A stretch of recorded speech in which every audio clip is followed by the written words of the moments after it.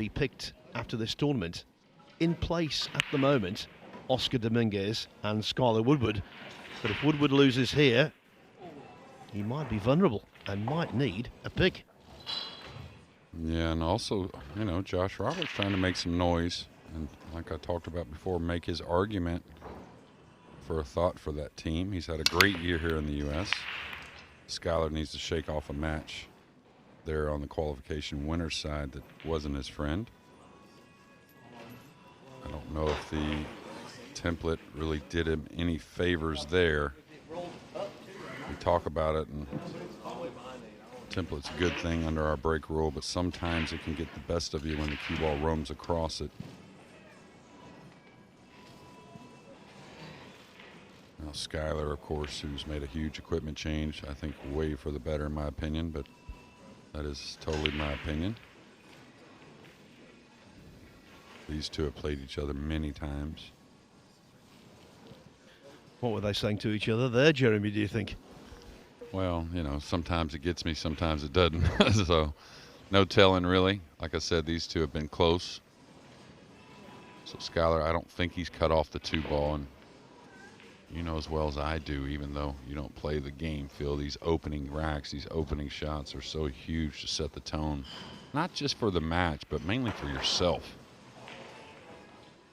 All right, squeezed it home, used every bit of that side pocket.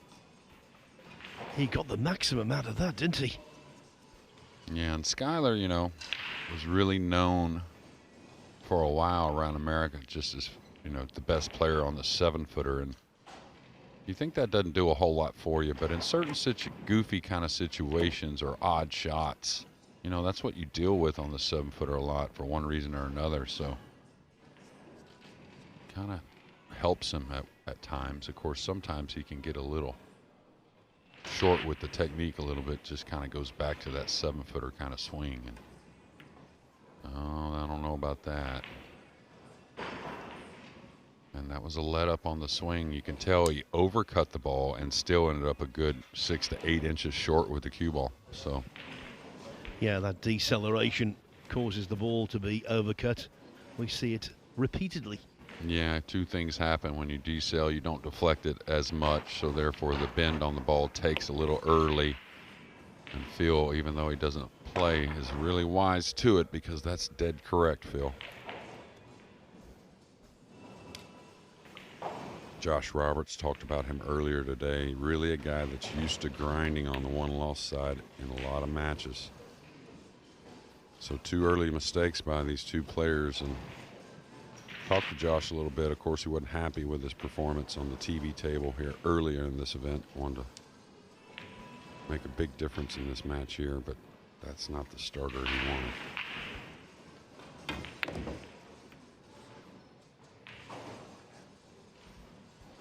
Of course, the 5 was deposited. Not the best shape on the 6. It shouldn't cause a problem, but it could. Yeah, this is funny both ways. The cut in the side goes away from the 7 to where you're going to have to shoot long distance. This isn't the type of 6-ball on the side you're going to shoot with a lot of speed. The cross side bank, definitely playable, but off angle, and he has to create a little bit with the cue ball. So if he happened to want to play safe here, you know, this wouldn't be the worst time with what looks like a little bit of an open shot. Looks like he's going to play it in the side. He's going to try and come 2 rails off of this ball. This is a ball that wants to stand up a little bit. We'll see how he cues it. Now he's hitting a high ball. So that means he's kind of rolling it. Maybe coming between the 8-9 with the cue ball. Oh, that's going to slow down a little bit. Well, that's a big shot. Skyler Woodward and his October pink. Breast cancer awareness, always in October. Well, that's a big shot also after that miss earlier. A couple big shots here to what looks like retire rack 1 on his side.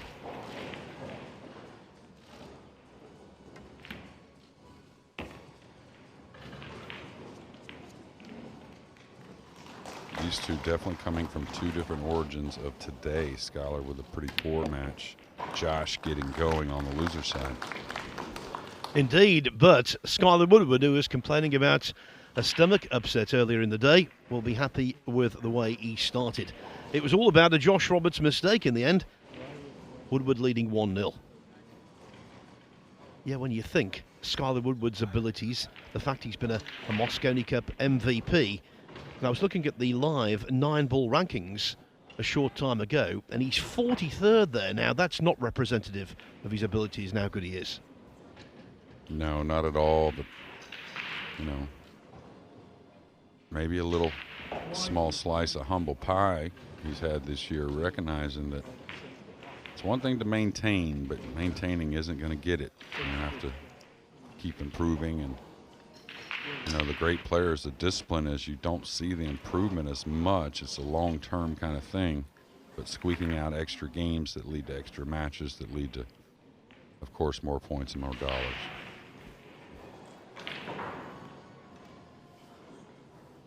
Started off in this tournament with a 9-0 win over Nicky Ale. Then he beat Jeffrey DeLuna, Hill 9-8, before losing 9-5 to Moritz Neuhausen, the youngster from Germany who's so highly touted. Yeah, you look around and just look at the scores on that loser qualification, and so many, you know, some champions of this event and many other big events. Darren Appleton's struggling to try and get through. He's trails. Not sure who beat him on the winner side, but just a ton of names, and that's the break that he's looking for. That's the timing break that gets the spreads, gets the one down, not much congestion, and a great shot on the two.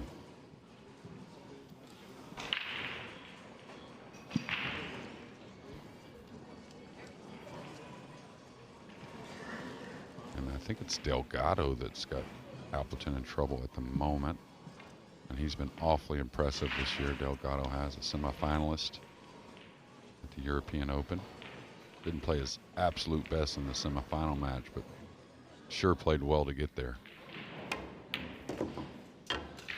Well, I've just seen Darren Appleton disconsolately walking past our commentary position, so I think he might well have been defeated there by Delgado. I will tell you in a second. I kind of feel like he's on his timeout. Maybe he finally got a chance, but off angle here on the 3. Got to come across and take a thin one on the 4. Should be okay, the thin one on the 4, though. You just track the cue ball up towards the 6.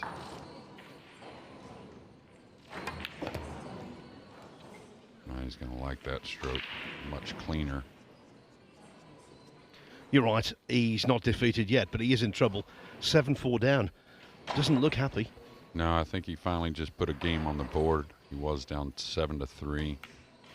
Preach to the guys, hey, you got to figure out a time to take your time out, whether it's a good position or maybe not so good position, but it's there to be taken.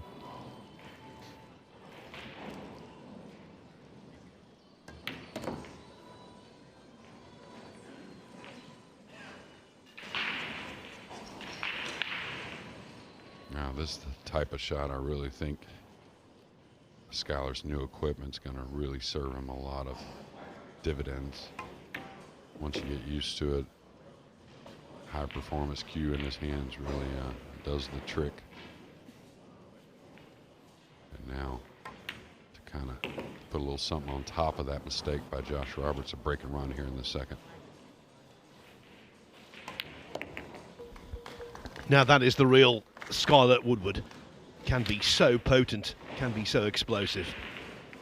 Jeremy was right. He has doubled his advantage. Woodward leads 2-0. Let's give you some scores in this losers qualification.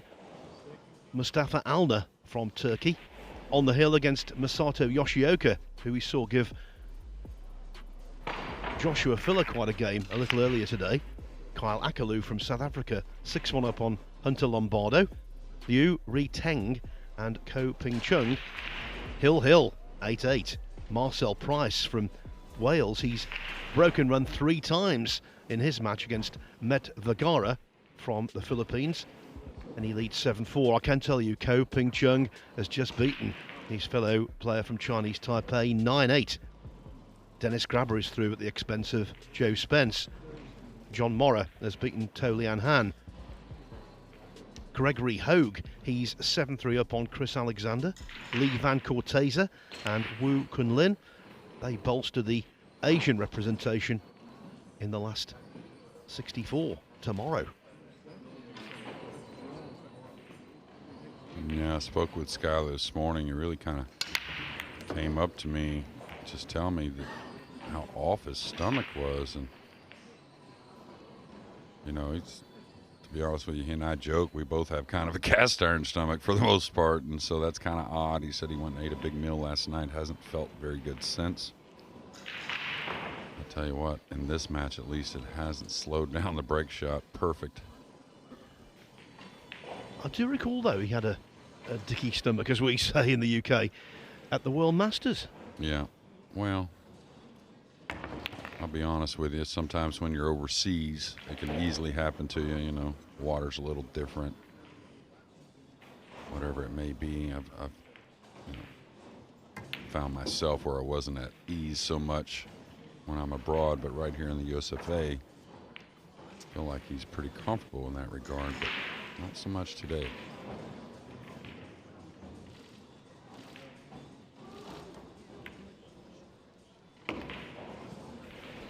Well, I must say, the highlight of my trip so far, apart from the pool, and it's been the case with every American trip I've ever taken, I just love the food over here, the Philly cheesesteaks and the Reubens. Oh, I can't get enough of them. Well, I'll tell you, I can definitely let America know how genuine of a guy you are, but I think they could tell it in the voice right there, Phil. It's like you'd won the World Snooker Championship right there. Yeah, I think if I lived here, I would put on a serious amount of weight, because it's not just that, the cheesecakes and, oh dear me, key lime pies. Don't get me started.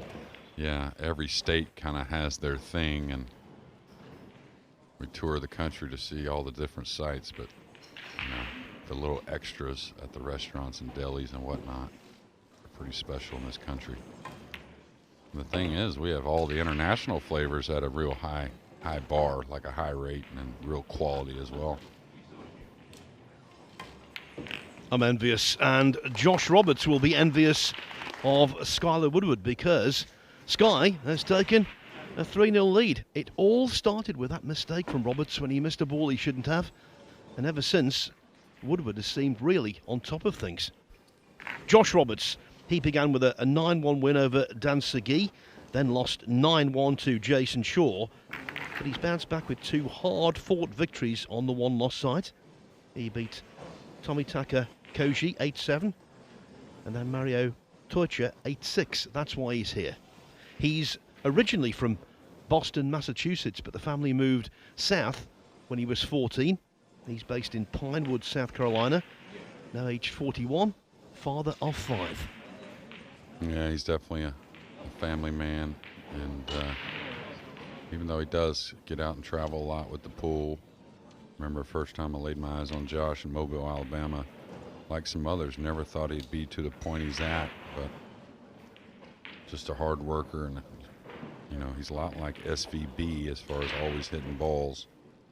Speaking of which, after this break shot, I'm going to see if you can connect a little trivia for SVB today. You see SVB over there practicing, Phil. Oh no, here's a ball in hand, so Josh Roberts going to have a chance to get started. You're going to have to wait till he turns this way, but I want you to see the shirt he has on and tell me the reference. Well, I saw him practicing earlier on with a black shirt with white letters Shane across the front. Yeah. Do you know what that's from? Oh, well, obviously it's his name, but... Yeah. Well, he should follow this ball over. I don't know why he's drawing it. You should never draw the ball when you can follow, but still should be fine. A little preference, but remember the color of money? And Paul Newman said to Vincent with the black shirt, and it said Vincent on it, and he said, hey, don't lose the shirt. That's the reference. Right, right. Okay, does he go into the purple 5 here, if it's even possible? If he does go into it, watch out if the cue ball may end up towards the 8 and 9 like this. Oh, no. Yeah, it was risky, but I think it was about all he had.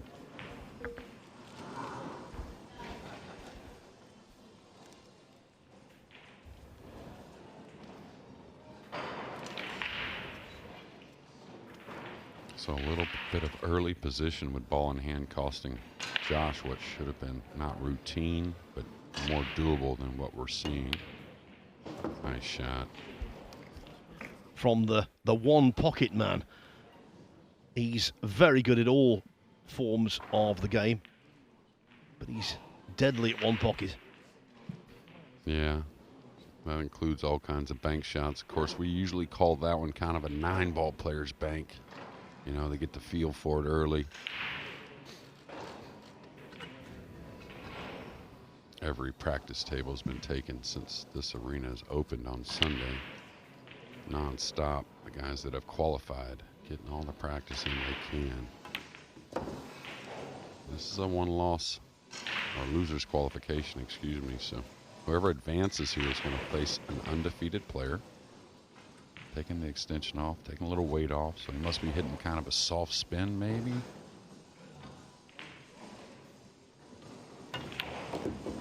Oh, okay, that's going to work. But now Josh has a very unique technique, a little more old school, what we call slip stroke. So you'll watch the hand be choked up. When he takes his little pause at the cue ball, he slides the hand back and then makes the swing. Didn't get to see it there, but a little more of what you saw in yesteryear. It's certainly a very fluid stroke, isn't it?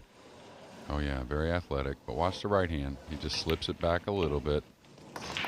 And it's kind of his trigger. He was putting balls on the table there before the white had stopped. He's so keen to get on with things. Let me give you some more scores. Mustafa Alner now on the hill against Masato Yoshioka at 8-6. Kyle Akalu looking good against Hunter Lombardo. He's 6-1 up. Marcel Price from Wales on the hill at 8-4. A little further down, Chris Reinholdt, US Mosconi Cup player, 8-7 up. One rack away from single elimination last 64. Jose Alberto Delgado now 7-5, so maybe the timeout from Darren Appleton is beginning to work. It's 6-6, Alexander Kazakis and Mickey Kraus over on table 2. And Badr Alawadi from Kuwait going really nicely against Karol Skaversky, the former World Masters champion. Alawadi leads 6-1. Roland Garcia from the Philippines leads Nikos Economopoulos 6-2.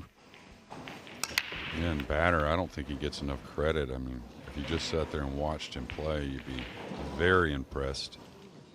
Now dry break there, and that's not going to get it done. Josh knows that. He hit the one maybe a little too full. Kind of made the one go through the rack. It hit a little low to the side. Maybe a hair more cut next time.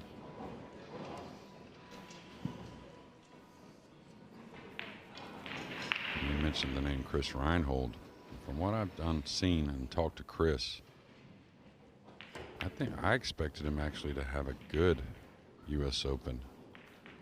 Now it's hard, only one guy can win it and one guy can finish second and so on, but I thought he was in a good place. I'll tell you what we might see from Sky here is a long rail bank on the 3, not the 2 ball, of course, but he can't really get that great a position on the combo. All right, he really cheated the pocket there. Got a lot out of the cue ball. Still nothing easy. He's got to kind of slow roll this, because the cue ball's not going to come up. It's going to glance the 4.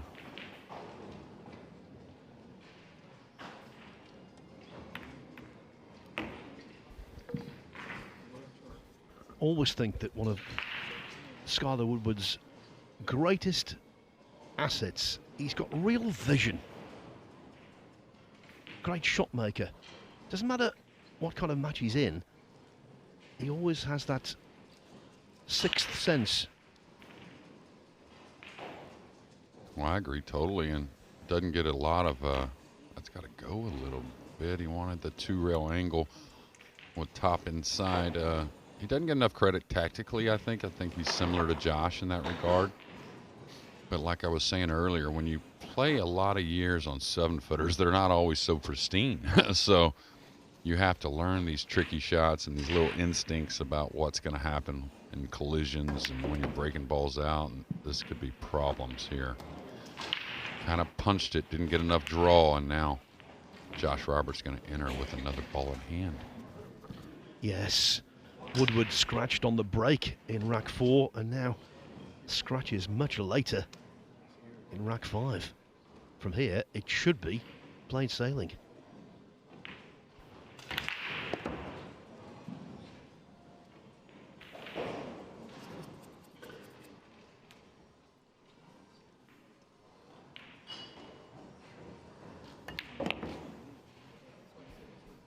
Yeah, let the tip come up there. Very fortunate.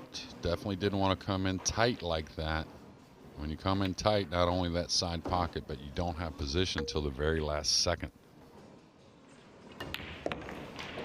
3-2 then. Woodward's lead is reduced. Right at the start, we were talking about this match in terms of not just getting through to the last 64 of the US Open, which is a major deal in itself, but also because it has Mosconi Cup implications. The Mosconi Cup, out on its own in terms of the profile of the event, it is Europe versus the USA. Jeremy Jones will again captain the USA this year, and the event will take place at Bally's, Las Vegas, on the famed Strip, November the 30th to December the 3rd. It's one of those tournaments that, yes, this is an individual sport, but when you've got that team environment and you've got that genuine rivalry, plus a huge crowd, which is guaranteed, it's like nothing else. Yeah, I mean, of course, the World Cup starting here in Qatar next month. I mean, that's a huge event. And, you know, you look at the stands, the way the emotions and the energy, you know, really gets going in those events. I think the Mosconi even more unique to itself, just once a year in Europe against the U.S. But the energy in the building, you just kind of like the table, you can't duplicate it. Named after the great Willie Mosconi. I wonder what he would have thought of it, the great man.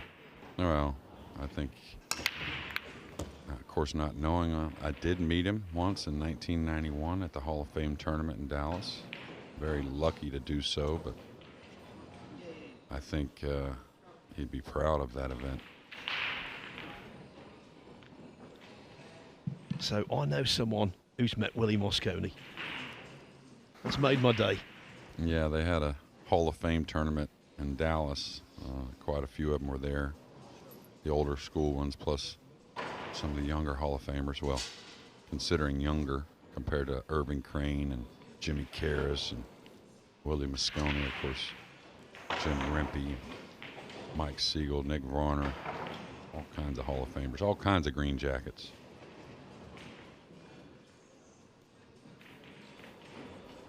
Now that pesky template is in the way again. John Lehman, the referee, being made to work in intricate ways. Can't ask for much more than this. A dry break in his first. Put a little more cut into it there. Got the one in the side. Really no worries at all. I mean, looking at a 2-ball that easily gets to the 3. The 4 is there. The 5's over the corner. 6 over the opposite corner. So really the most work would be from the 6 to the 7, even though that's fairly routine for these guys. Main thing here is stay focused. Are you saying this is a road map, Jeremy? Are you saying it? Go on. I thought you had retired that one, Phil. Or is it just for special moments? I used it yesterday, but with Carl Boys, and it didn't really have the same resonance with him as it does with you. Okay. Well, putting out a feeler then, I guess is what you're getting at. Josh Roberts tucking the shirt in there. Of course, we're playing all ball fouls, and the key to that is once you get in position, don't ever go any lower.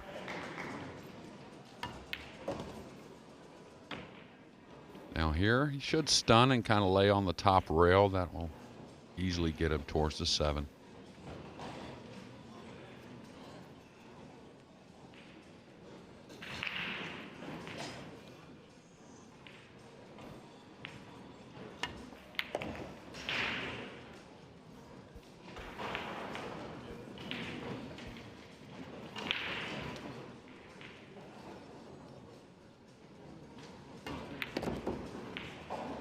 Josh has kind of had it all today.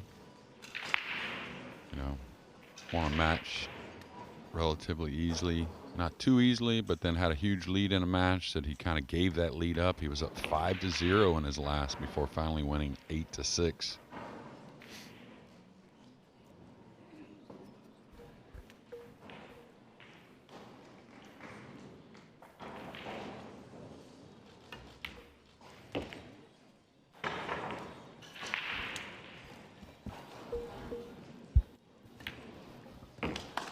We got the feeling before the start of this match it could be close, and right now it couldn't be closer. It is 3-3. So all of the losers qualification matches have either finished or are in progress, apart from one. Over on table 2, Christina Tkach and Albin Auschen are waiting for the end of Mickey Kraus against Alexander Kazakis.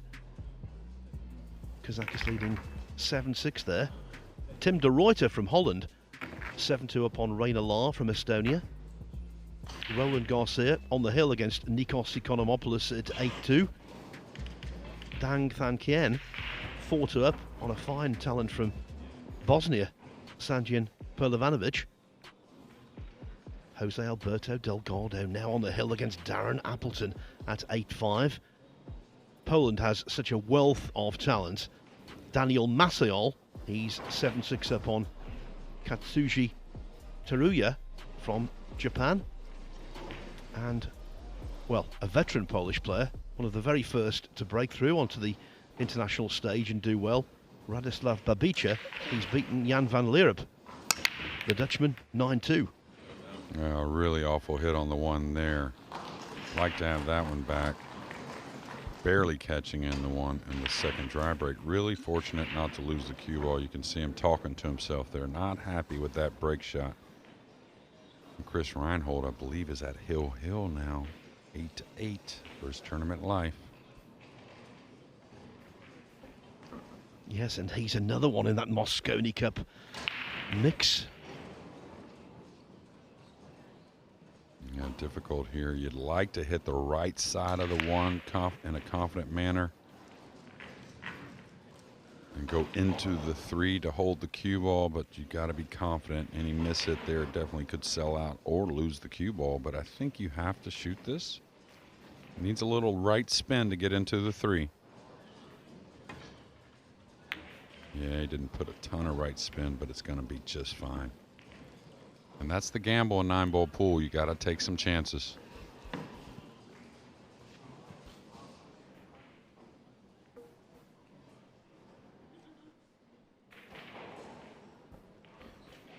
Well, our stats department, who are working overtime, just told me that was the 17th dry break on table 1 today, and this is only match 5.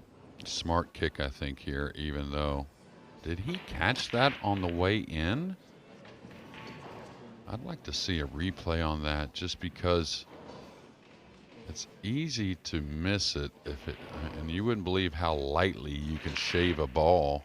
I thought I saw something move. Oof, I'll tell you, I'm still not convinced it didn't just wiggle a hair. Sometimes the shadow going by the ball will really fool you, but that one was a lot closer than I think it appeared.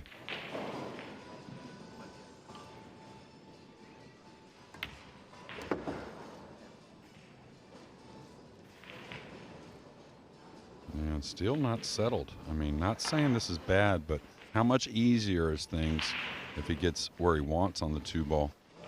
Still okay, though.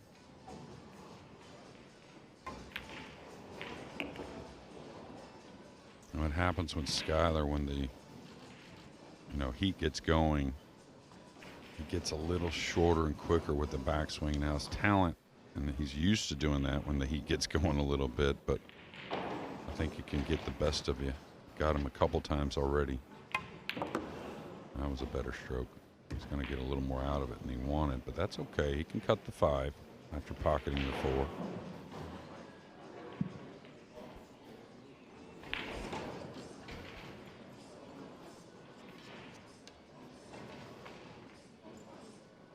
course, if you're an American fan, the future of this sport is so important, and our junior event starts tomorrow at 10 a.m. Should be a lot of fun and a lot of great play as well.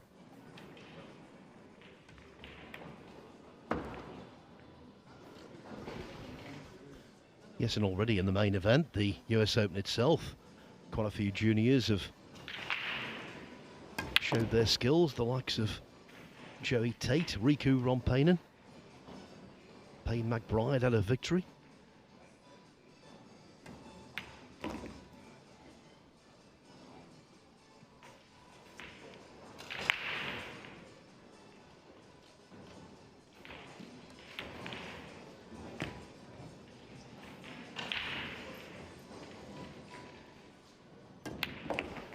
Woodward back in front. Indirectly, it was all about that dry break again. Roberts needs to break off more effectively if he is going to pose a threat. To win, breaking badly, things have got to go very much your way, especially against an opponent of Skyler Woodward's capabilities. When you look at his career record, it is very impressive indeed. He's been on 2 winning Mosconi Cup teams in 2018 and 2019.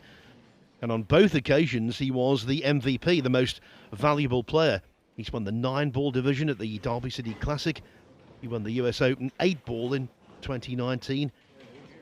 Various other events as well, all around the country. So Roberts knows exactly what he's up against. And another American squeak through there, 9-8 for Chris Reinhold.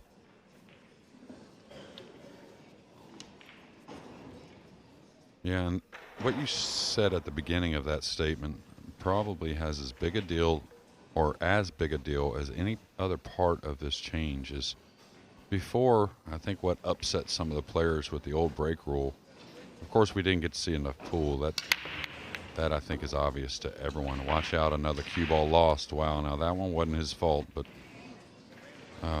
what you said to begin that statement, where when you hit the rack poorly, you know, before when you could hit the rack poorly and still make balls and still get shots, and that's just not really how it's supposed to be. And yet the pool gods are saying to Skyler Woodward, we're going to temporarily desert you at least. That's 2 scratches on the break from him.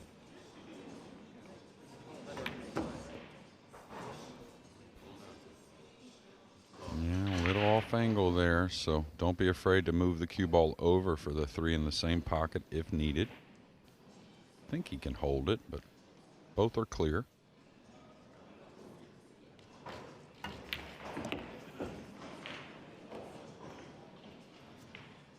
Now just 2 rails between the 6-7. Cue ball should kind of cross the path it's in now. Don't want to bump a ball here and make the 7 tough. Oh, he's maybe overcut this. Okay, it did squeeze in though. And what Josh has probably realized again, compared to the outer tables, the ball's cut just a little easier out here. But they'd also fall a hair easier, so.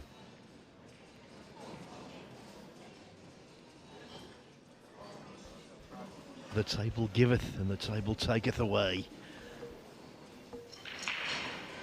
Should tie things up though. Woodward, every right to be frustrated when that cue ball disappeared.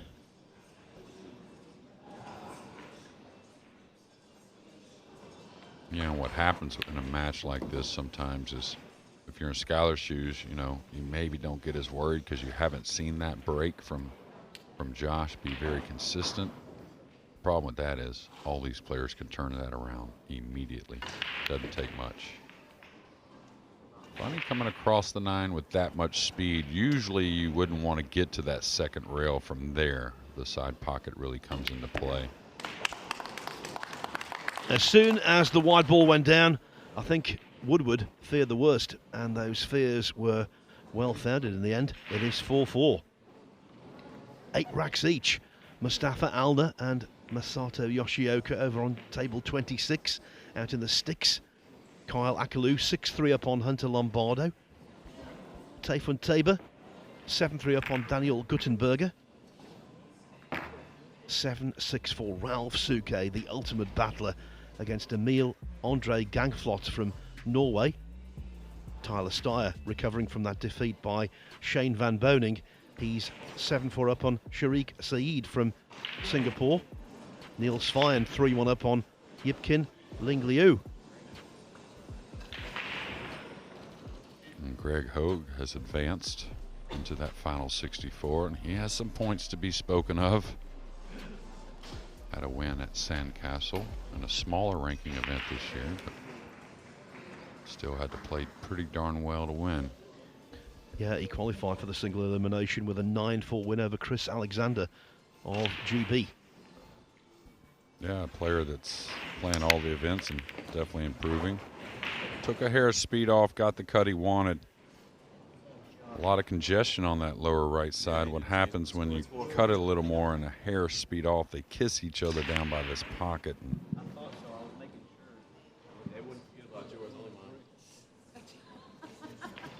these two enjoying it. Looks like it's going to be just a simple safety on the backside of the 7 with the cue ball.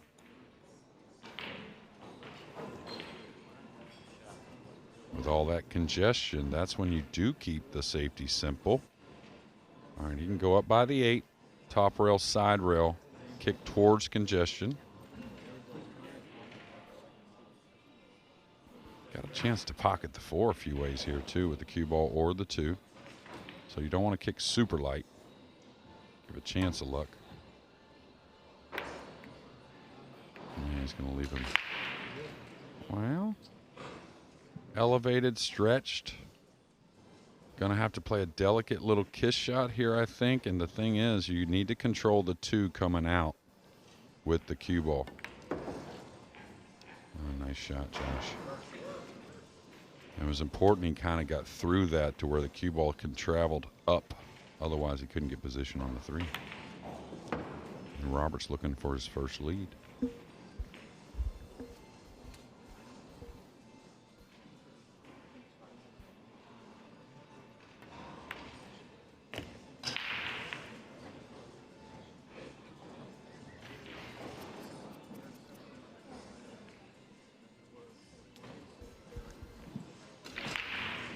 Yeah, Josh can be a rhythm player at times, and not saying it totally cost him, but sometimes I think it makes things a little more difficult than they should be. Like there, if he goes and looks, he knows he wants to roll a little higher with the cue ball so you can reach it. And he likes to shoot the bridge like this, more of a standard kind of stroke.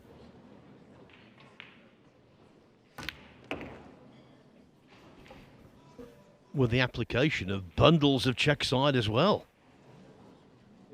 Yeah, it's a little different than years ago. The rules didn't really allow you to get the bridge in that kind of setup, but now, where extensions are legal, length of the cue is not really a... Ooh, squeezed that one home, I'll tell you. A little wide to the pocket, and now he's got a little bit of a tester.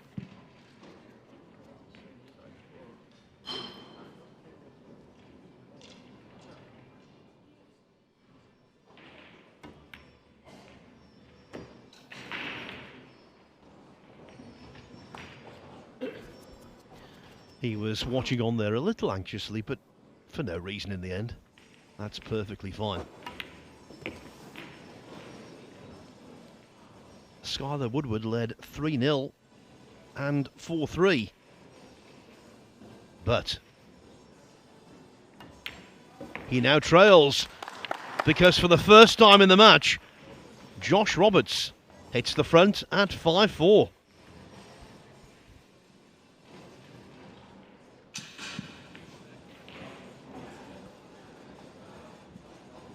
I think this is a conversation that you can't get involved in, Jeremy, for obvious reasons, but I think everyone in the world of pool knows that Skyler Woodward, if he doesn't make the team automatically, surely he will be picked for the Mosconi Cup last day November, first 3 days of December, given his record in that illustrious event, plus, of course, his status within the game generally. But, of course, if he has to be picked, you might make the argument that that wastes one of Jeremy Jones's picks. Of course, if he were to win this match and have a deep run here, it would be a moot point. He would qualify automatically anyway. But if he were to lose this match to Josh Roberts, then who knows? Skyler Woodward might need the captain's pick. Yeah, well, to be fair and optimistic, you know, we always want Americans to win, but I kind of feel like he's going to need a captain's pick if he loses here. I think one of those Americans that's right behind him that qualified is going to do well. So that's just staying positive and what I think is going to happen. But Shane Wolfer's not far behind him. Shane's through to the final 64, had a nice win to get there. There's a few others not far behind as well. So if that makes any sense, what I just said. But yeah, you'll be doing some head scratching, won't you? So we know that the qualification period for the Mosconi Cup is over at the end of this tournament. So when do you have to make your two selections by? Well, I'll have to firm it up with the Matchroom, of course, as far as when. But I believe it's going to be all done by the end of next week. So, you know, for the Europeans and for the Americans, I think, yeah, that one's going to go long, and he's going to need a roll. I got the cue ball where he wanted, so we'll see what Sky deals with from there. But I think come Saturday evening-ish, I think the math will tell us kind of who the two other players off rankings are for both teams. Won't be hard. Pool players, I tell you, we don't know everything when it comes to the books, but the numbers, we can figure out the numbers pretty quick. So, and then the two picks will follow that week.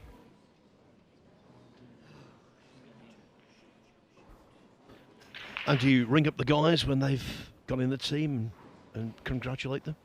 Oh, absolutely, yeah. I don't know what he's going to do here. I may try to use distance as my friend here as well. He's going to play a real first shot. Is he going to try and kill it and bank the two on the other side of the 9? Like a one-pocket shot? Oh, he needed right spin on that, not left spin.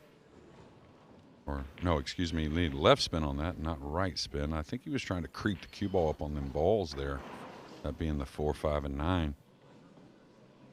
He was really in a bad spot. Maybe he just caught the two a little thin is all.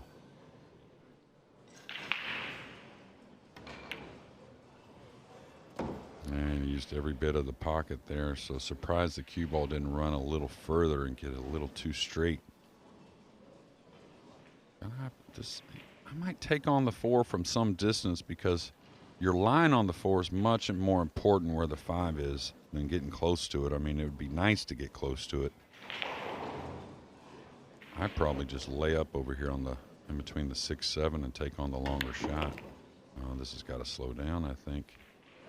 Wow, good control, but that's kind of my point. Even though he got close, the line on the ball isn't that great. So much better to be straighter on the pink and further away. Otherwise, you got to play a pretty touchy position shot. Now, I may kill the ball here, float this in and play from underneath the purple 5. I don't see the point in coming up. Yeah, I like this play here. You can make a sound decision from there.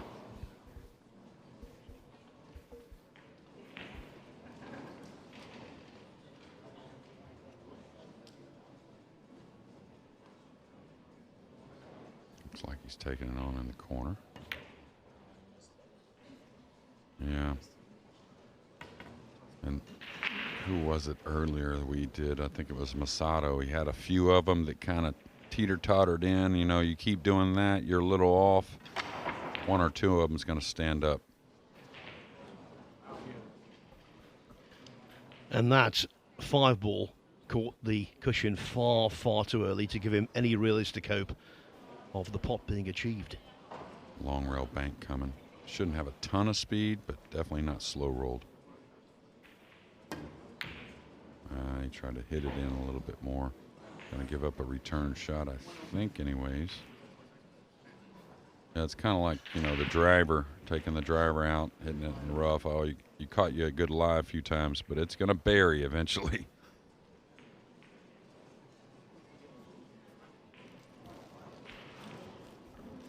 Woodward trying to make something happen.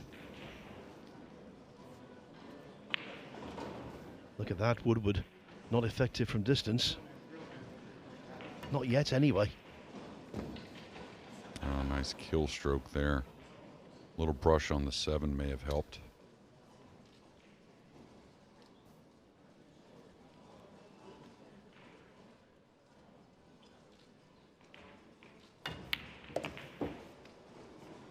Gotta go a bit.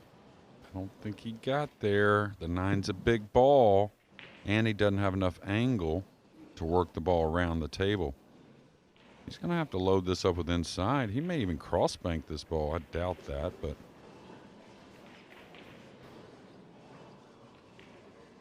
this is very awkward.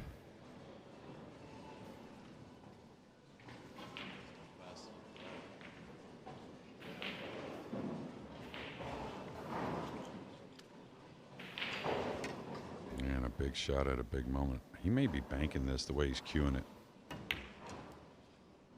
He banked it long, just long. Now, that's 2 misses this game. He may have gotten very fortunate with one on the purple 5 and now the 7. But I'll tell you what, if Skyler doesn't like the side pocket cut shot or the corner, he will definitely cross corner this bank. It's a specific piece of luck, you know, that is gold dust at this level. If you can get away with mistakes, it's such a benefit. Yeah, and the thing about it is most of the great players really capitalize on that luck as well. That's where it really gets compounded. Like I said, it looks like he's sizing up the cross side bank, which on the slick table, hard one to judge. And watch out for the 2-rail scratch where he's standing in the lower right corner.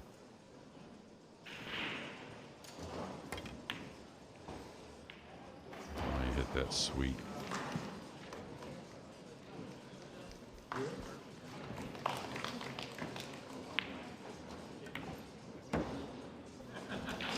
Could that inventive bank be the catalyst for better things for Skyler Woodward?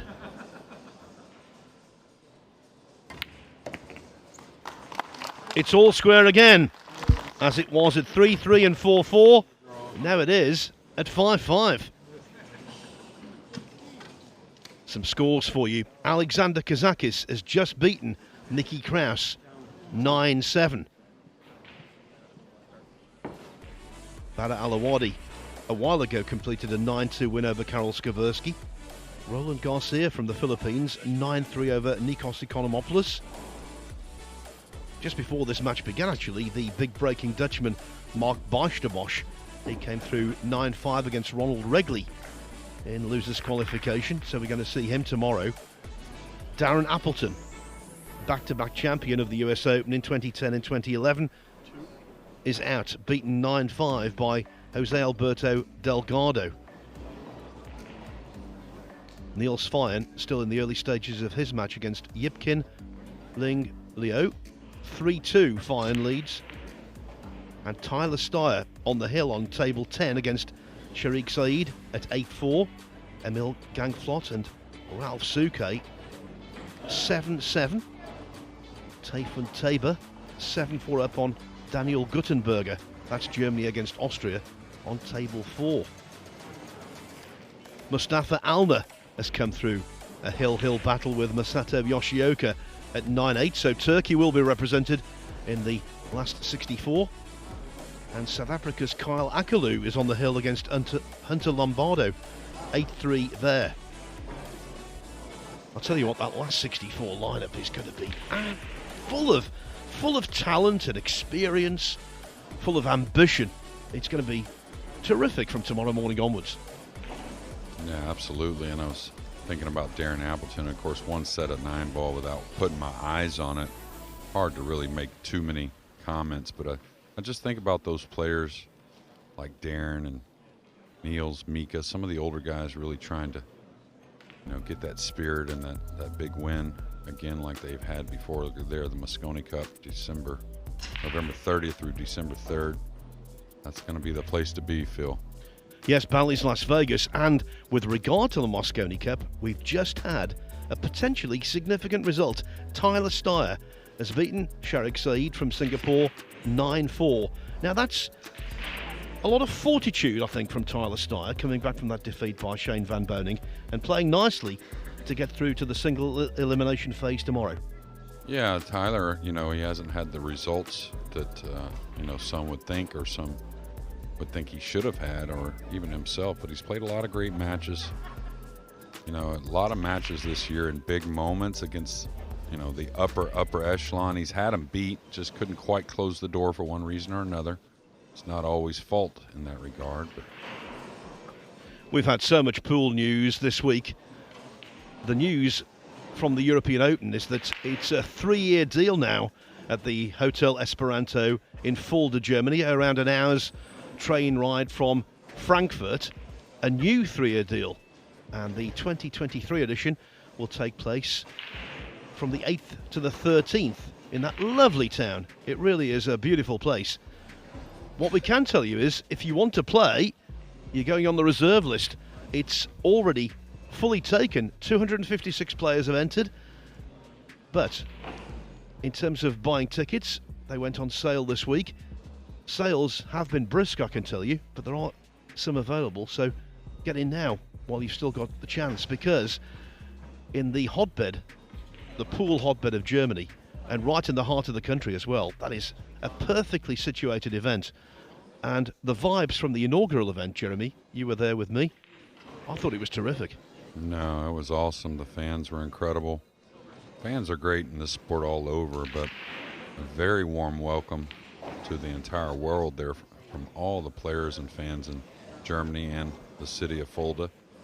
Great venue always, like Matchroom always puts together. But yeah, you could really feel the energy that the fans brought there this past August. I'm sure that will continue to grow.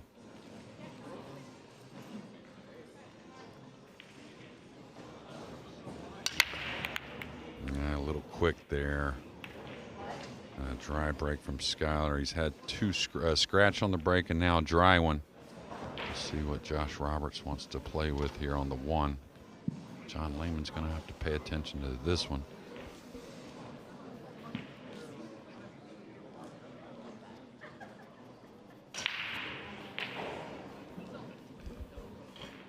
Successful breaks. Pretty low numbers, aren't they? Yeah. I guess there was no question on that hit at all. Now he's got a tester here. And this is one to where you got to be really accurate on the slick table. Have to put some heat on a small angle coming across with the cue ball. Easy to bobble this one. It's pretty clean, but you could tell it didn't really get much out of the cue ball. So does he lay him down behind the 4, or does he take a cut at this? I like the cut shot, but seems Josh is going to play the safety. Nothing wrong with that. Not at all. Did it leak here? This is close.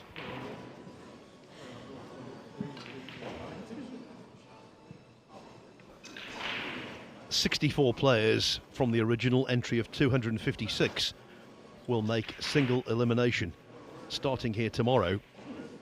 57 of them are already through. 7 more places are up for grabs, including the winner here. Surprised he's going for this jump, just because the kick lays pretty nice to get some separation, just kicking to the side rail. Got a chance to pocket the 3 in the side maybe, but any way you come across the 3, like I said, it's easy to get separation. So, but that shows you about what these guys are all about. They want to put it in their hands, even though he could sell out a pretty easy shot here, trying to bury this jump.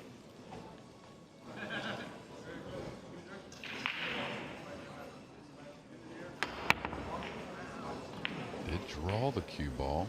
I don't think this is going to be very friendly. And look at there. Talk about a little fortune. Now he's not going to probably like it too much here in a moment, but now can Josh just simply come off the right side of the 3, go to the rail and bury him behind the 4? This could leave a very difficult kick shot.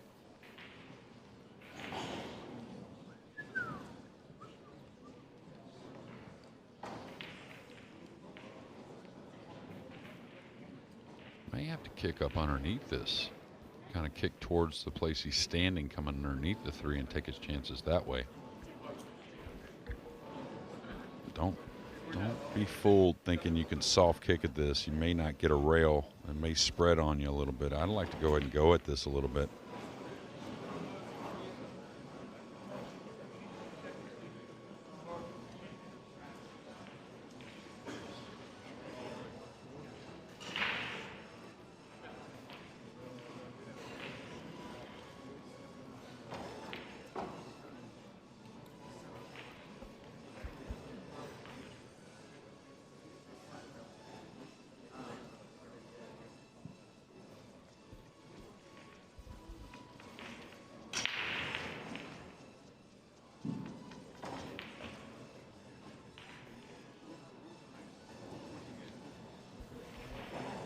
Okay, if he's going to wrap the corner, he's almost got to elevate to get it to bite, and that's what he's doing. He's trying to swerve into this corner, create a little bit more angle to get at this 3.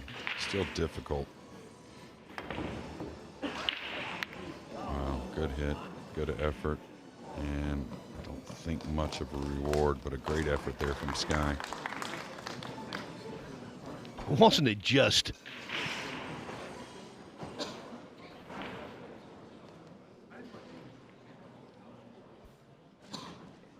So it's right in front of Josh to take this lead. Get the lead back here late in the match. He's falling a little thin here, so he may follow this 3 rails to the center of the table just to get a little better on the 5. Well, this is the problem. I'm not sure why he played it this way. Now he's going to have to go long to get on the 6. Good thing for Josh Roberts, the 7 is handy. Because if the 7 was away from the pocket a little bit somewhere, this was a big mistake getting on the 5 the way he did. Because he's going to fall somewhat straight on the 6. It's not going to hurt him so much, like I said, because the 7 is very playable. But those types of mistakes with the cue ball, you know, on other layouts can really get you.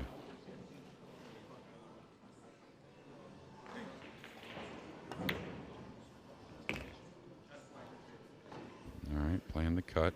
Wants to go above the 9, you would think, so be careful of the side pocket.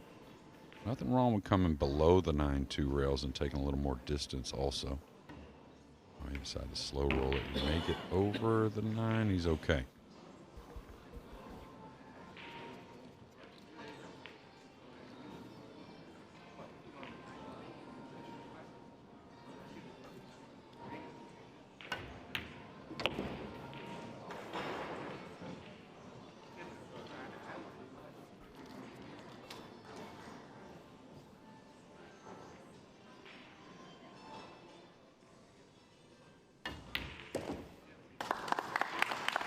Skyler Woodward found himself in a really precarious position. He tried his best to extricate himself, but it wasn't good enough. Josh Roberts stole the rack, and he's back in front. Latest result, Kyle Akalu from South Africa is through at the expense of Hunter Lombardo. Akalu winning that match 9-3. So just 6 more matches in the losers qualification round to be resolved. Tayfun Tabor 7-5 up on Daniel Guttenberger. Emil Andre Gangflot 8-7 up on Ralph Suke. It's 4-3 now for Niels Fine over Yipkin Ling Liu. Dang Than Kien and Sanjin Perlovanovic are 5 racks each. And just starting out on table 2, it's Christina Tkach against Albin Auschen. Now, presumably, this match is going to be over before Tkach and Auschen. If that is the case, which seems overwhelmingly likely, we'll take a short break and then we'll come back for bonus coverage of the Auschen Tkach contest. Yeah, with that really, drama-filled and close match that Sanjin Perlovanovic had with Oscar, I kind of felt like he may have a lull, and that's what happened to begin his next match. He was down, I think, 5-2, 4-1, something like that, but now has kind of woken up during the middle of that match, and what a talent from Bosnia-Herzegovina. Sanjin, runner-up, should have really won that gold medal at the World Games this year. Really, I kind of think outplayed Josh in the final. And we've had a variety of break shots from Josh Roberts.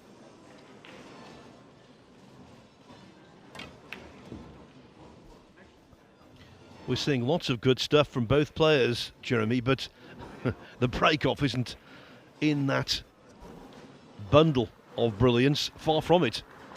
Yeah, Skyler's had a couple of them that he really liked, and then he also lost the cue ball twice. Once, I think, was a little more on him. The other one, a bit of an unfortunate kiss, and he needs an angle here. Yeah, this could be touchy. A lot of traffic trying to go forward. He may have to draw back into that little window, to kind of where the cue ball's at now, to try and cut the 4 in. I don't think he can get over for more of a straight shot on the 4.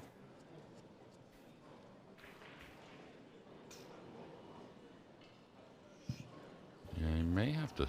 I don't think he can go forward with the cue ball at all. Like I call this kind of shot, use your talent, use your skill, your touch. Like I said, get back into that gap to be able to cut the 4 in. Still no bargain, because it's not going to lean towards good position on the 5, and you have to have pretty good position on the 5 to hold for the 6. So first things first, come clean on the 4. Yeah, that's going to be too much. I think, anyways, it's close. Now, this is the type of shot you don't mind flat cutting in, going back and forth. But this type of shot with spin on the slick table, pretty ill-advised.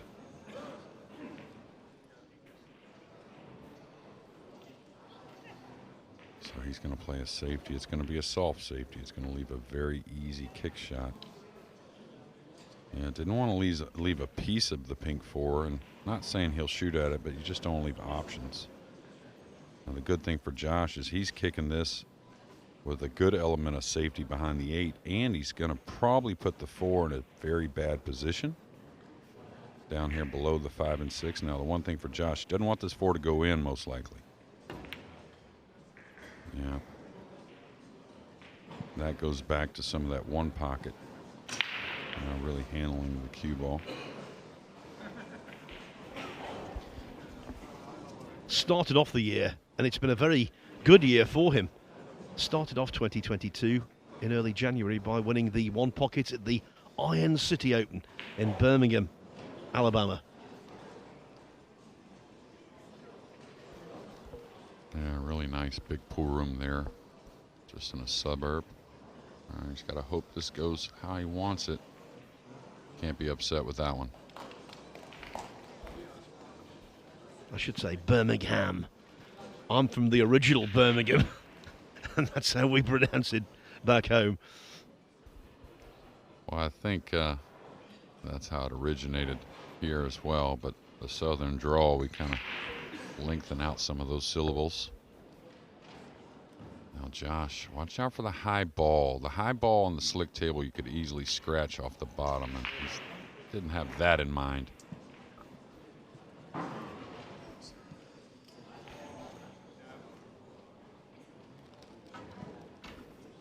And if you're a fan, it looks like, what kind of shot was that? You know, when things don't work out, it can look awfully silly at times, but he was trying to come across that and bleed the cue ball up the table.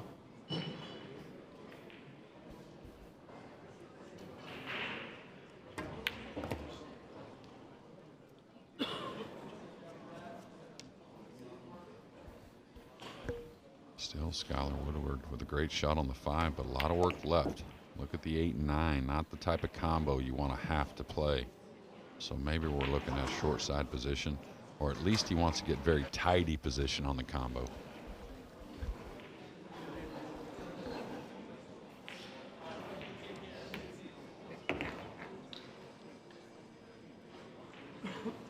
So kind of how you feel coming 2 rails or 1 rail, just a little preference.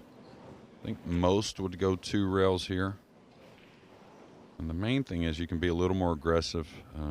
you know, the second rail kind of eats the cue ball up a little bit to where you don't have to baby it as much.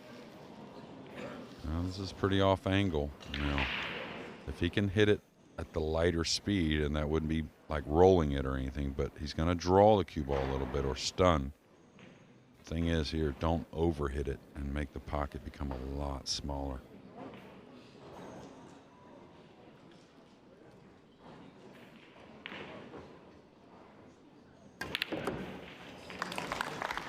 The relevant numbers here, 8-9 combo equals 6-6.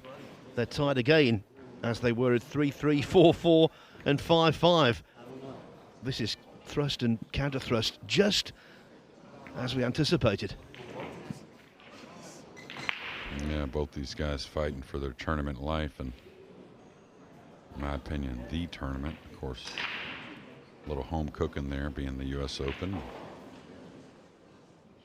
Just always, for a long time, always had the toughest field, toughest conditions. Now, a little different, the World 9-Ball Championships, the World Pool Championships, back in the hands of Matchroom, so I think the field would be back up to par in that event as well. Now, the mystery of the break. Can Woodward solve it? Yeah, the last one he just got a little quick, so he missed the one on the side. He's better, but still the same. He's just getting a little quick with the transition of the cue and pushing that one through those balls. That's why it's hitting low. Lucky for Skyler, didn't really give up much of a shot.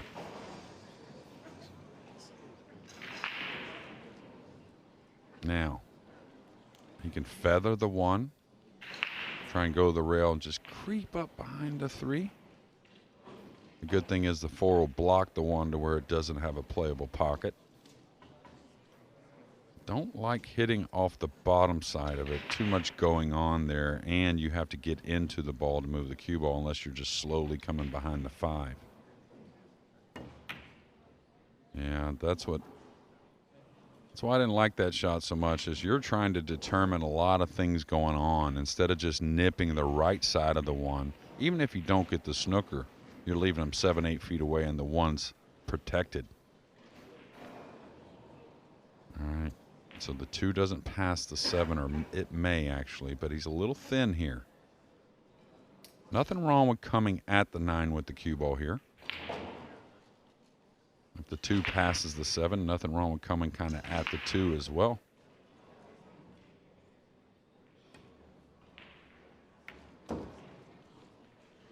He needs that to go. So he's going to have to take a cut shot.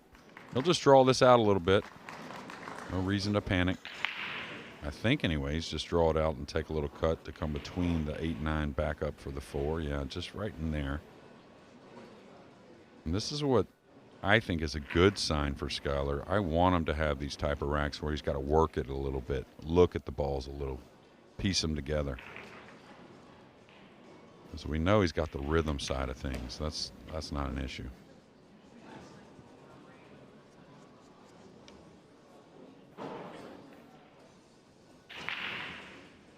Okay, may not catch the second rail here. The 8's a big ball, so we'll see.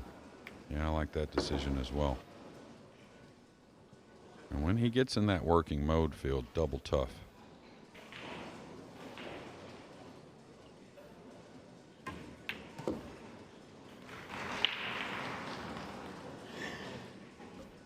I'll tell you who is double tough, and he has been for years. 53-year-old Ralph Suke, who is through to single elimination. He's beaten the Norwegian Emil Andre Gangflot 9-8.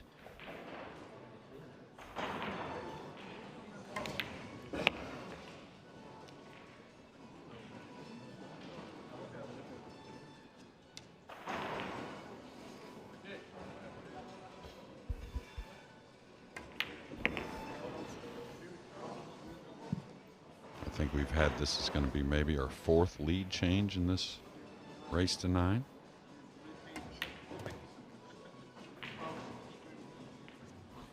Yeah, fluctuating fortunes. Remember, Woodward made a bright and breezy start. He led 3-0, but then Roberts began the fight back. Now, though, Woodward is in front once more at 7-6. 2 more needed to be in the last 64 tomorrow morning. And I'll tell you what, no one will want to draw him. Yeah, absolutely. The number of matches now in progress dwindling fast. All losers qualification matches, of course, now. Neil Svein starting to get on top against Yipkin Ling Leo. It is 6-3 to Svein. Over on table 11, Sanyan Perlovanovic on the hill now against Dang Than Kien from Vietnam at 8-5. And on table 2, a match we will pick up shortly. Albin Auschen leads Christina to catch 2-0. Now, keeping up with all the American players and, of course, some of the others I love to watch. I didn't notice who Albin actually lost to. Wouldn't be no surprise who it is just because there's so many greats. But, yeah, got a little quick again. One hit low.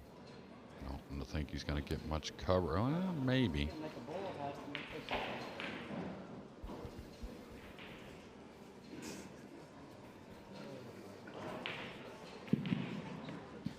Well, in answer to your question, Albin Auschen lost to Shi Chia Chen 9-5. I watched 4 or 5 racks in that match, and the Chinese Taipei player looked very assured.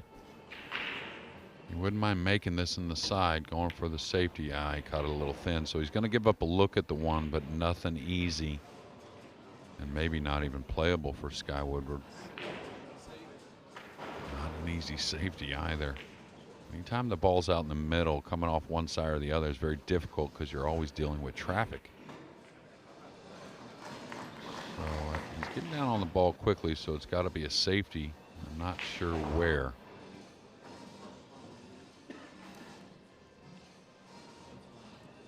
He's going to try and bank the one between the 4-9. Is that what he's looking at? Is he looking at a 9 ball here and drawing the ball? Can't be looking at the 9. Looks like he's trying to float behind the 5. Watch out for the scratch cross corner. All right, now the 1's going to catch the pink 4, and that's always an awkward hit. And again, one of those shots, Phil, you don't practice, right? So.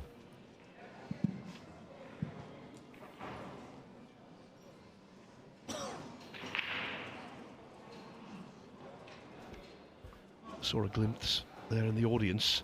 Watching on, Shane Van Boning. Yeah, and Shane Wolford right there. And Sky Woodward's back pocket. Big shot here for Josh. Wow, he didn't even go for it. So that tells me it was very off angle. Doesn't want to leave the kiss on the 3. Does have him elevated a bit. Now here he can bank the 1 back down and use the 3 to hold the cue ball. Maybe the 3 bounces 2 rails out and gets a snooker on top of the cue ball. So this one here, not too difficult, even though you're elevated. You want to bank the 1 straight back down. Like I said, go into the 3 with the cue ball. Maybe the 3 knuckles out of the pocket and gets a little above the cue ball for a safety.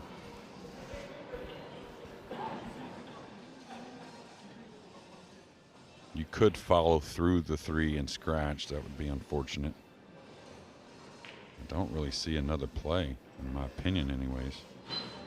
The kiss shot's too thin. Oh, he's kicked behind it. So he wants that 1 to slow down. Didn't really see that option available. I thought the 9 had the kick shot cut off.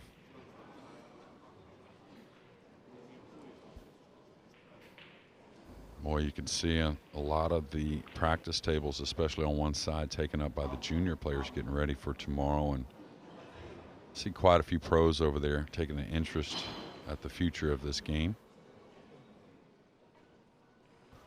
Yeah, the kids wide-eyed watching their heroes. Now we may get to see something special here. And he's going to survey where's the safety instead of this shot, and there is one. And lays pretty perfect, actually, to cut the 1 and bank it between the 3 and 9 and just drop the cue ball 2 rails behind the purple 5. Otherwise, he's going to elevate the cue and try and snatch the rock back for the 2 up table. I like the safety, though, to be honest with you, only because it lays really nice. Very natural. Shouldn't be a kiss here. Cue ball is 5's in a perfect position to give you lots of options for the safety. Oh, he went the other direction. This is a sellout. Yeah, I didn't understand that one. Maybe he didn't see the other safety. Josh has no picnic getting position on the 2.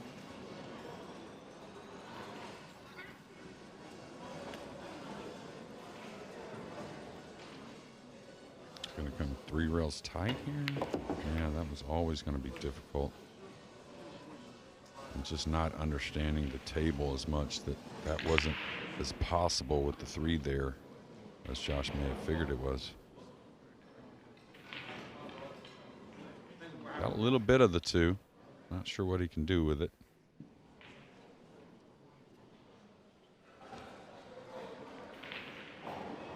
If he can get a lot of it, pretty easy to go behind the 4. He would be a big favorite. If he's thin on it, may go around the 4 and bring the cue ball down by the 3. If he's thin on it and feeling nice, he can just edge it and come between the 6-4 up behind the 6. Oh, this is a smart shot here. Really smart shot. And he really got the most of it, I think. He was blocking our view, but then he moved away and we realised Skyler Woodward is in a heap of trouble here. Yeah, 2 rail kick to the bottom rail, side rail right by the side pocket. Actually, the table plays nice to get at this 2 rail kick. May end up 3 rails behind it. Kind of a center ball, though. You cannot hit top English and get there.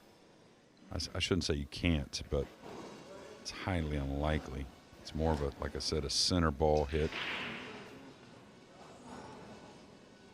And what happens is the cue ball kind of turns over and becomes a roll off the second rail and will lengthen into that hit on the 2. But you want center ball so it holds the line on the first rail. Hit top English here, figure it to bend. You should miss wide. Now, you see him cueing downward, that's correct. Should hit this. And a beautiful hit. Beautiful hit. Stone dead with the cue ball. Given its timing, given its context, I would vote that shot of the match so far. Yeah, perfect speed. Gave it a chance to go just in case he hit the 2. Now Josh has got to come with one. You know, didn't quite get it there. I don't know if he's given up the side. Definitely has given up the corner. And for Sky Woodward's confidence moving on in this event, burying this shot right here, I think, would go a long ways. I know that sounds crazy, one shot, but he's kind of the guy that no matter how the match goes, when things are right for Sky Woodward, he buries the big ones to end matches, even though there's been a few struggles.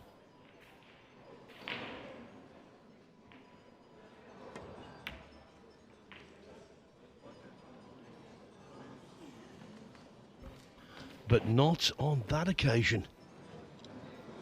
Yeah, I thought he liked it when he kind of released the cue, just knowing him, his body language and whatnot. And he's got a snooker here, but he knows he's an underdog from this situation. Whether it be the jump cue, which Josh pretty good with the jump cue, I wouldn't doubt that, but the kick shot's pretty easy as well. He's going to swerve this ball. Wow, the 2 must be hanging a little more than I think.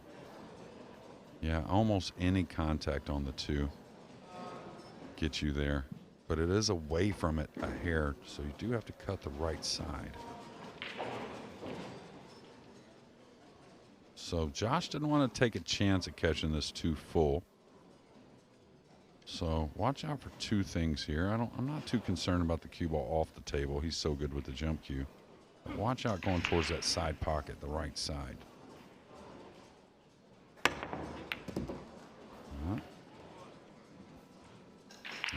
up right behind the three. That's pretty cold. That's a hard breaker, isn't it? And I think over the course of the next few racks, we're going to see plenty more. It's been that kind of match. Just struggles, emotional struggles. The stock of one player rising, then dramatically falling. Yeah, and he took the jump cue out of his hands quickly. I know the 9's a long ways away. He's pretty head on here. A lot of players would still jump at this, but if you're not comfortable with that type of jump, you got to go with what you think is correct. Nice hit here. And giving himself a chance. You know, the 4's a hair covered up. So if the 4 was open, I think we'd see Skyler just level out and take a chance at chopping this ball in. Otherwise, now, I don't know. He's going to try and hit the right side of this. His right.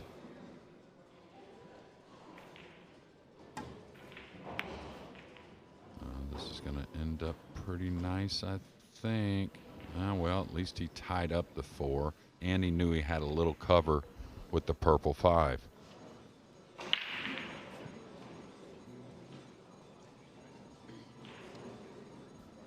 They're over Woodward's shoulder, the two Shanes, Walford and Van Boning.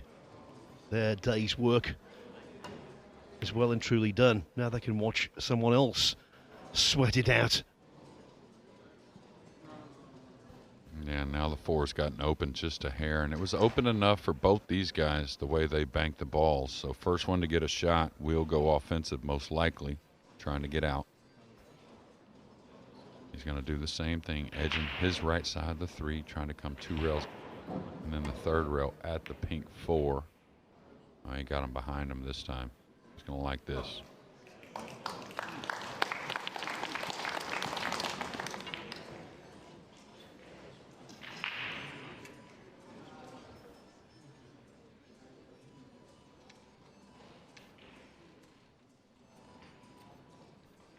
One of the lengthiest racks we've seen in this year's tournament, and also one of the most intriguing.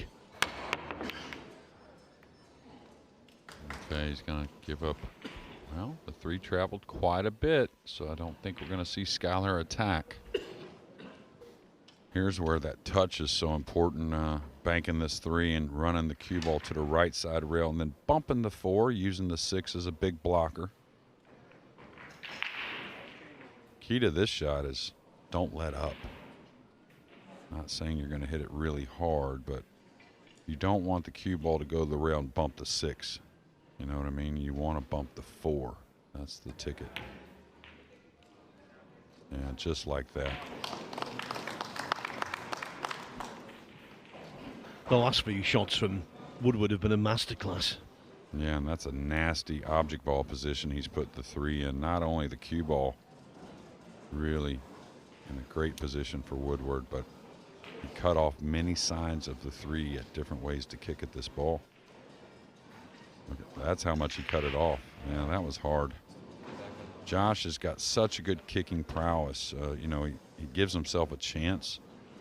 You know, with no shot clock right there, I'd probably look around to see if I can get at that 3 some kind of way. Because what players don't realize is that little shot there, trying to bump it to the rail and bring it back up on the 6, when nerves are high, that's as touchy as anything.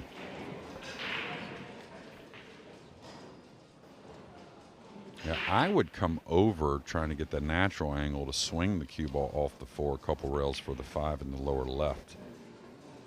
Now, I don't know if he can do that even with ball in hand. So he's going to try and set up a little more straight, I think, on the 4 to draw. Oh, he made sure he wanted to get over there, and that's a smart shot. Makes things pretty natural. Woodward should get to the hill.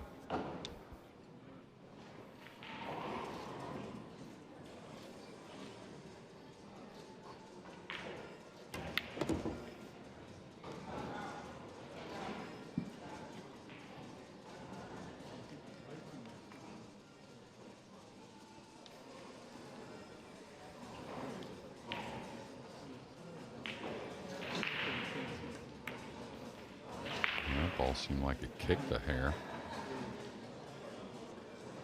Just a little top inside, a couple rails here.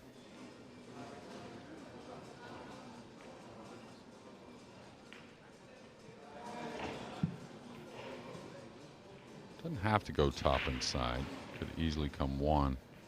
The 8's so close. I kind of like the top inside roaming a little closer to the 7. It's not needed, but that's how the 6 lays kind of naturally anyways.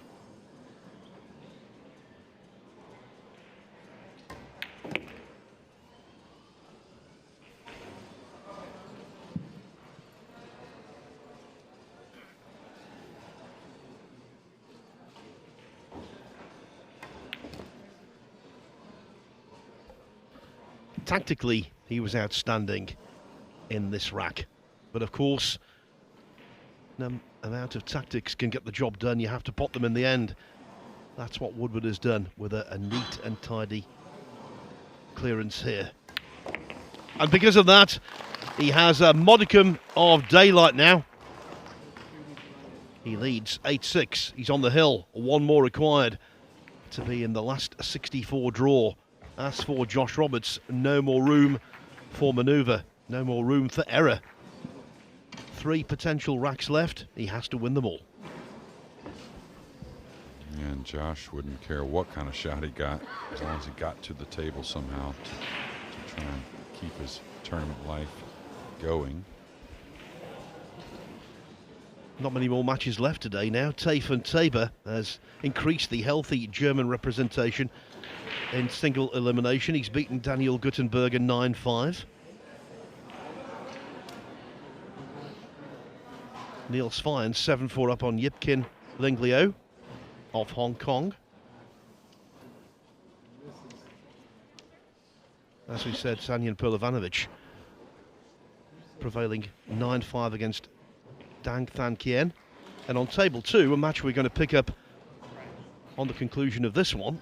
Albin Auschen leads Christina Tkach 3-1.